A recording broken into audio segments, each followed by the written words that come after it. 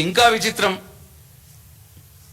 అసలు కౌశిక్ రెడ్డి మైక్ పట్టుకొని మాట్లాడలేదు, ఏమనలేదు, ఆయనకు మైక్ మాట్లాడే అవకాశం ఇవ్వలేదు.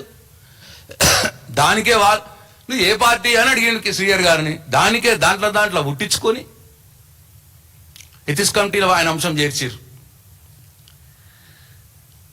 నేను అడుగుతా ఉన్నా ఈ ముఖ్యమంత్రి రేవంత్ రెడ్డి గారిని, బీఆర్ఎస్ పార్టీ నుంచి గెలిచినటువంటి శాసనసభ్యుల్ని 10 మందిని స్వయంగా నీ ఇంట్లోకి పిలుచుకొని నువ్వే స్వయంగా కాంగ్రెస్ కండువాలు కప్పి నీ కాంగ్రెస్ పార్టీలోకి చేర్చుకున్న రోజు ఈ ఎథిక్స్ ఎట్టిపోయింది? నువ్వు చేసిన పని ఏ రాజ్యాంగం సంబంధించినటువంటి ఎథిక్స్ అది? నువ్వు చేసిన పని ఏ రాజ్యాంగం అప్రూవ్ చేసింది?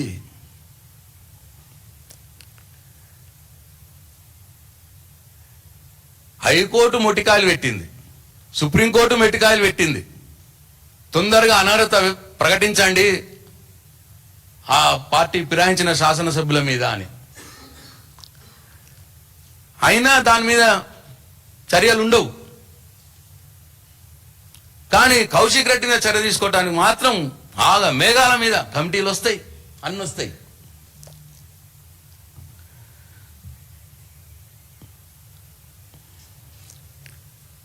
నీకు అప్పుడు పార్టీ ఫిరాయించిన దాంట్లో ఇప్పుడు అసెంబ్లీలో ఎథిక్స్ కమిటీ అని పెట్టుకుంటున్నావు, మరి అదే అసెంబ్లీలో పార్టీ ఫిరాయించిన ఎమ్మెల్యేలు ఉంటే రాజ్యాంగంలోని 10వ షెడ్యూల్ ప్రకారం చర్యలు ఎందుకు తీసుకోలేదో నేను అడుగుతున్నా. నీ నైతికత, నీ విలువలు ఎటుపోయినాయని అడుగుతున్నాను ముఖ్యమంత్రి రేవంత్ రెడ్డిని. పార్టీ ఫిరాయించిన వాళ్ళకేమో రక్షణ, ప్రతిపక్షానికేమో ఎథిక్స్ కమిటీ. పార్టీ ఫిరాయించిన వాళ్ళకి ఏం లేదు, నైతికత, విలువలు, చర్యలు ఏమి ఉండవు, వాళ్ళకేమో రక్షణ. ప్రశ్నించిన ప్రతిపక్ష సభ్యుల మీదనేమో ఎథిక్స్ కమిటీ, సస్పెండ్లు, చర్యలు.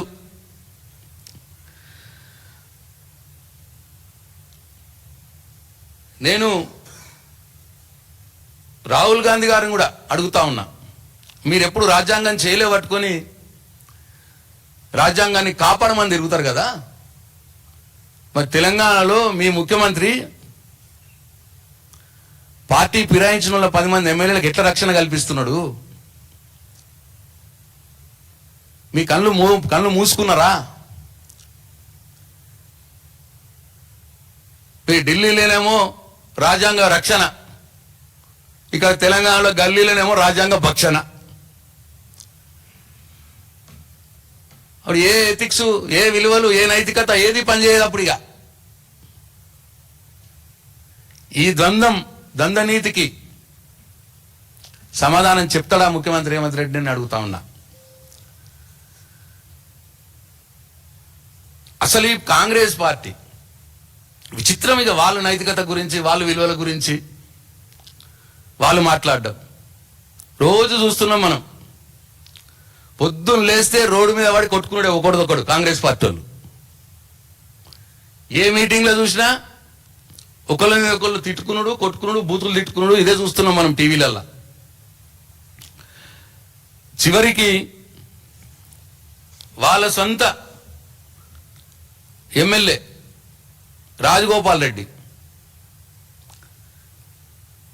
పైనోడు పైన లక్షల కోట్లు తింటాండు, కింద ఇందిరా మిల్లు కట్టుకున్నోడికి 5 లక్షలు ఇవ్వడానికి సాతనైతే లేదు, వీళ్ళకి ఇంకా 1,40,000 ఇవ్వాలి, తిరుగుతున్నారు అన్న మాట మాట్లాడి. పైనోడు తింటున్నాడు అంటే ఎవరు? పైనోడు అంటే ముఖ్యమంత్రి, మంత్రులే కదా. మీ ఎమ్మెల్యే అన్నారు రాజగోపాల్ రెడ్డి. నీకు దమ్ము ధైర్యం ఉంటే మీ రాజగోపాల్ రెడ్డి అన్నదాని మీద ఎంక్వైరీ కమిషన్ అయ్యి విచారణ ఏపీ ముఖ్యమంత్రి. లేదు మళ్ళీ మీ మంత్రుల మీదనో మీ తమ్ముళ్ళ మీదనో విచారణ చేసే నీకు చేతులు రాకపోతే మరి ఎక్కడ నైతికత అనేది? మీ చిన్నారెడ్డి అంటాడు, మెగారెడ్డి ఎమ్మెల్యే టికెట్లు పైసలు ఇచ్చి టికెట్ తెచ్చుకున్నాడు అని. అంటే ఎవరికి ఇచ్చినట్టు పైసలు? అప్పుడు పిసి బ్రాండ్ ఎవరు? నువ్వే కదా రేవంత్ రెడ్డి. అంటే రేవంత్ రెడ్డికి డబ్బులు ఇచ్చి టికెట్ తెచ్చుకున్నాడు అని మీ చిన్నారెడ్డి అంటున్నాడు. డబ్బులు తీసుకొని పార్టీ టికెట్లు, ఎమ్మెల్యే టికెట్లు ఇచ్చుడా నైతికత? ఎథిక్స్ అవి? మీ రాజగోపాల్ రెడ్డి గారు అన్నారు ఎప్పుడో, ఈ పీసీ బ్రాండ్ రేవంత్ రెడ్డి డబ్బులు ఇచ్చి పైన డబ్బులు ఇచ్చి పీసీ బ్రాండ్ తెచ్చుకున్నాడు అని. ఎవరికి ఉంది మరి నైతికత? నీకు లేదు, నీ హైకమాండ్కు లేదు. చివరికి మంత్రి కొండా సురేఖ గారి కూతురు స్వయంగా నీ తమ్ముడు, ముఖ్యమంత్రి తమ్ముడి మీదనే స్ట్రేట్ ఆరోపణ చేసింది. మేము మొదలు చేసాం అది. మా కేటీఆర్ గారు అవినీతిని బయటపెట్టిండు. నీ తమ్ముడి ఒక షెల్ కంపెనీ, టెస్రాక్ అనే షెల్ కంపెనీకి 200 కోట్ల విలువ చేసే భూమిని 7 కోట్ల రూపాయలకి అప్పచెప్పినావు అని. ఆ కంపెనీలో ఉద్యోగి లేడు, కంపెనీకి టర్నోవర్ లేదు, వ్యాపారం లేదు. 200 కోట్ల భూమి అప్పచెప్పినామని చెప్పి కొండా సురేఖ గారి కూతురు సుస్మిత గారు అన్నారు. నీకు నిజంగానే నైతికత ఉంటే, నీకు ఎథిక్స్ ఉంటే ముఖ్యమంత్రి, దాని మీద ఎంక్వైరీ చేపి ఏసీబీకి రాయి, లేకపోతే సిట్టింగ్ హైకోర్టు జడ్జి తోటి విచారణ చేపి, అప్పుడు నీకు ఎథిక్స్ ఉన్నట్టు, నైతికత ఉన్నట్టు.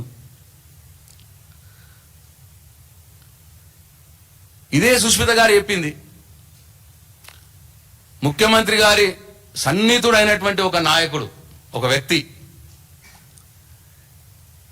ఒక ఇండస్ట్రియలిస్ట్ మీద, ఒక వ్యాపారి మీద, పారిశ్రామికవేత్త మీద కనత మీద గన్ను పెట్టి మరీ డబ్బులు వసూలు చేసిర్రు అని చెప్పి. ఇక నీకు నైతికత ఉంటే ముఖ్యమంత్రి రేవంత్ రెడ్డి, సుస్మిత గారు చేసిన ఆరోపణ మీద సిట్టింగ్ హైకోర్టు జడ్జి తోటి విచారణ చేపి,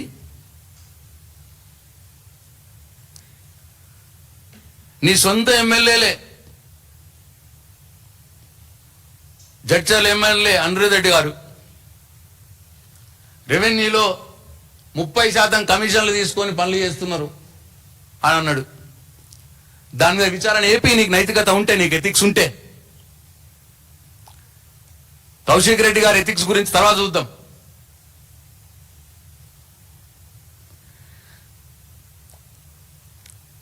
లోకం కోడే కూస్తుంది. ఒక రిటైర్డ్ ఆమె మొన్న అంటాంది, నా రిటైర్డ్ బెనిఫిట్ డబ్బులు రావాలంటే 10% కమిషన్లు అడిగిర్రని చెప్పి. ఒక మంత్రి 15% మంత్రి అయిపోయిండు, ఒక మంత్రి 30% కమిషన్ మంత్రి అయిపోయిండు. మీకా విలువలు, మీకా ఎథిక్స్, మీకా నైతికత?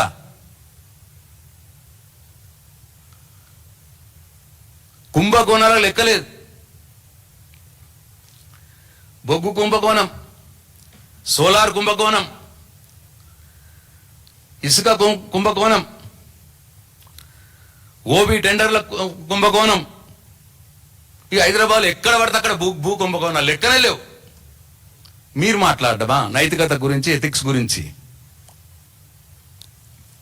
సిగ్గుచేటు మీరు నైతికత గురించి, ఎథిక్స్ గురించి మాట్లాడితే. హైదరాబాద్లో కోడై కూస్తున్నారు. బిల్డింగ్ పర్మిషన్లు ఇవ్వాలంటే ఆర్ఆర్ ట్యాక్స్, స్క్వేర్ ఫీట్కి ఇంత ట్యాక్స్ వసూలు చేస్తున్నారు. గంత నీచ స్థాయి కరప్షన్ చేసుకుంటా, మీరు అవినీతి చేసుకుంటా, మీరు ఎథిక్స్ గురించి మాట్లాడతారు.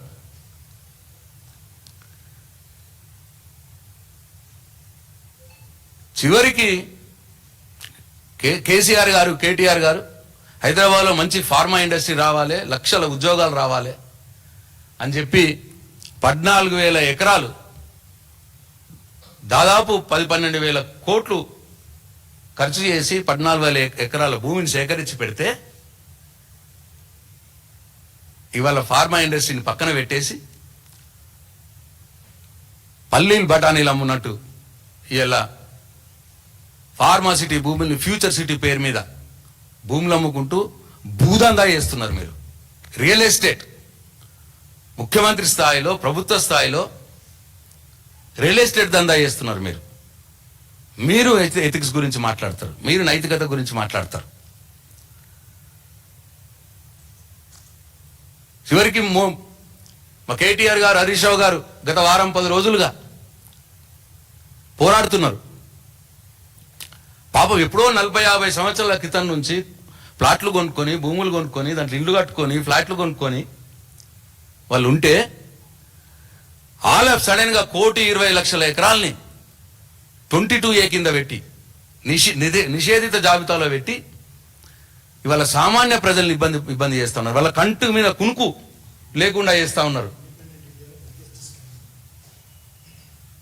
1,20,00,000 ఎకరాలు, అనేక ఆస్తులు, ఇండ్లు, ఫ్లాట్లు, ప్లాట్లు అన్నిటిని వాళ్ళ మీరు నిషేధిత జాబితాలో పెట్టి మీ బ్రోకర్లు, మీ ఏజెంట్లు ఊర్ల మీద పడ్డారు. ఇప్పుడు అటు కరీంనగర్లా ఈ మధ్యలోనే తెలుస్తున్నది, వరంగల్లో, హైదరాబాద్లో చెప్పక్కర్లేదు. పైసలు తిండ్రి జాబితాలను తొలగిస్తాం. పాపం పేద మధ్యతరగతి వర్గాలకు కంటి మీద కునుకు లేకుండా చేస్తా ఉన్నారు. మీరు నైతికత గురించి మాట్లాడతారు, మీరు ఎథిక్స్ గురించి మాట్లాడతారు. దరిద్రపు హైడ్రా అని ఒకటి తీసుకొచ్చి మీకు సంబంధించిన వాళ్ళే, మీ మంత్రులకు సంబంధించిన వాళ్ళే, మీ కుటుంబం సంబంధించిన వాళ్ళే FTL ఉన్నా ఇళ్ళకేం కావు. 50 గజాలు, 30 గజాలు, 100 గజాల్లో ఇల్లు కట్టుకున్న వాళ్ళే, గుడిసెలు వేసుకున్న వాళ్ళే పాపం అన్యాయంగా వాళ్ళ ఇళ్ళన్ని ఊలగొట్టి ఎంతమందిని బాధ పెట్టారు మీరు. బిల్డర్లను FTLలో ఉన్నదని బెదిరించి ఎన్ని దగ్గర వసూలు చేస్తా ఉన్నారు. ఇంత అరాచకమైన ఒక అవినీతిలో ఇది అరాచకం అన్నట్టు, ఇంకా ఇంత రాక్షసంగా మీరు చేస్తూ మీరు ఎథిక్స్ గురించి, మీరు విలువల గురించి, మీరు నైతికత గురించి మాట్లాడడం దయ్యాలు వేదాలు వల్లించినట్టు కాదా అని చెప్పి నేను అడుగుతా ఉన్నా.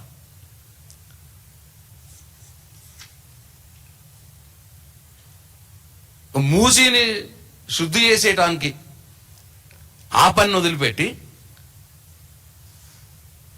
3,000 ఎకరాలు అక్విజిషన్ నోటీసులు ఇచ్చారు. అవి మళ్ళా ప్రైవేట్ వాళ్ళకి అమ్ముకోవాలి, దాంట్లో డబ్బులు చేసుకోవాలి. ఏది పుట్టినా ఏది పట్టినా అన్ని ప్రభుత్వ సంస్థలు వాలంటరీ అని చెప్పి ఎప్పటి నుంచో ఒక మంచి సంస్థ, దాన్ని తీసేసుకున్నారు. అంటే వాళ్ళు అనుకున్నటువంటి, వాళ్ళు అమ్ముకోవాలనుకున్న దానికి అడ్డం వచ్చి అన్నిటికి కూడా, నేను మొన్ననే అన్న మా రెడ్డి సొసైటీ భూమిని తీసేసుకున్నారు. కేసీఆర్ గారు ఇస్తే 15 ఎకరాలు ఇస్తే రెడ్డి సొసైటీకి, దాన్ని తీసేసుకున్నారు. 3,000 ఎకరాలు దాంట్లో రియల్ ఎస్టేట్ దందా. ఎక్కడా మీరు మాట్లాడతారు?